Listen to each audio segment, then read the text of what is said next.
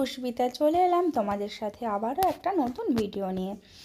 ভোর ভোর স্নান টান করে ফেলেছি, এখন বাজে ঘড়ির কাঁটায় ঠিক 3টের সময় স্নান টান করে কোথায় যাচ্ছি, এসেছি মা তারার দর্শনে। তারা মায়ের যদি একটু দর্শন পাই সেই জন্য।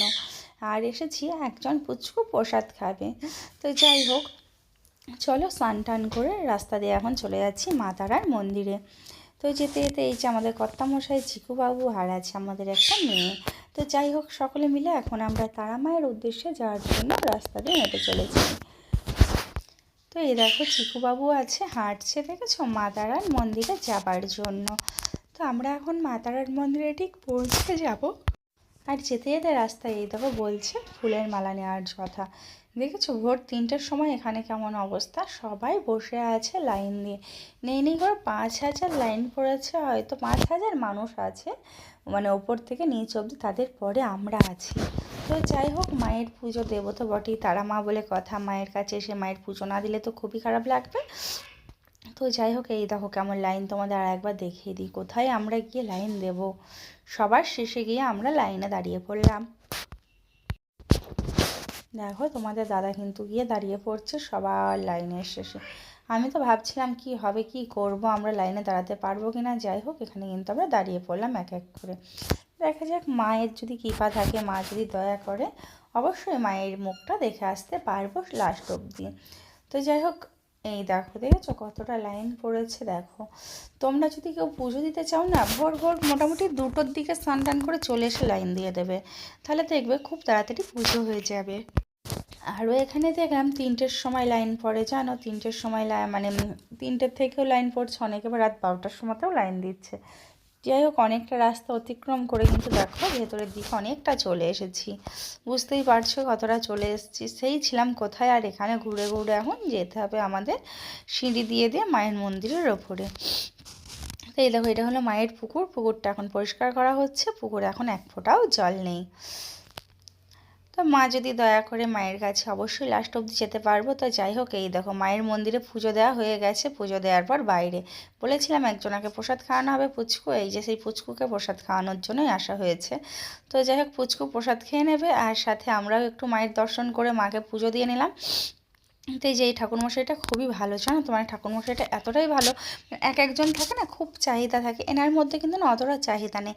ওনাকে যা দেবে খুশি হয়ে উনি কিন্তু সেটা নিয়ে সন্তুষ্ট। মানে এক একজন থাকে, দেখবে অনেকে থাকে যে আমাকে 1,000 টাকা দাও বা 2,000 দাও, এরকম একটা বিষয় থাকে, কিন্তু এনার মধ্যে না সেটা আমি দেখলামই না। উনি কিন্তু মানে অল্পতে সন্তুষ্ট থাকতে পারে, এটাই আমার খুব আনন্দ লাগলো দেখে।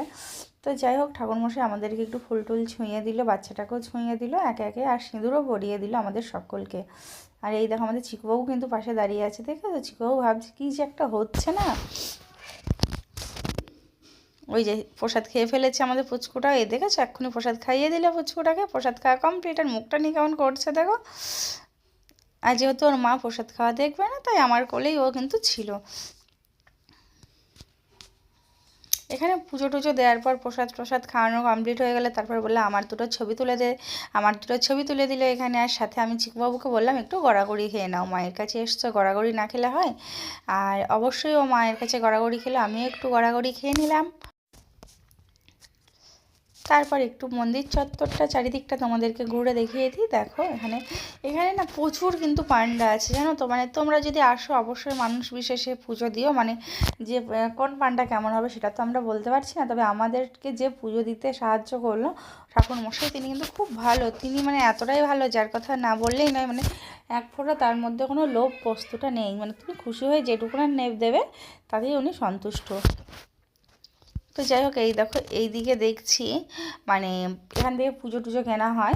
এটা মায়ের মন্দির, মানে মন্দির থেকে বেরিয়েই এখান থেকে পুজো কিনতে পারবে। আর সাইডে আমরা দেখলাম লাইনটা কত দূর পড়েছে, আমরা তো লাইনের শেষ মাথা অবধি আসিনি, আমাদের পরও নিশ্চয়ই লাইন দেখছি।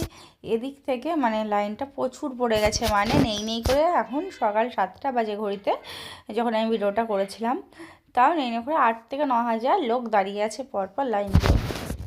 তো যাই হোক, এখানে দেখলাম বামা খেপা যেখানে বসে সাধনা করেছিল, এটা সেই জায়গাটা। এখানেও এসে একটু প্রণাম করে নিলাম বাবা বামা খেপার যেহেতু সাধনার জায়গা।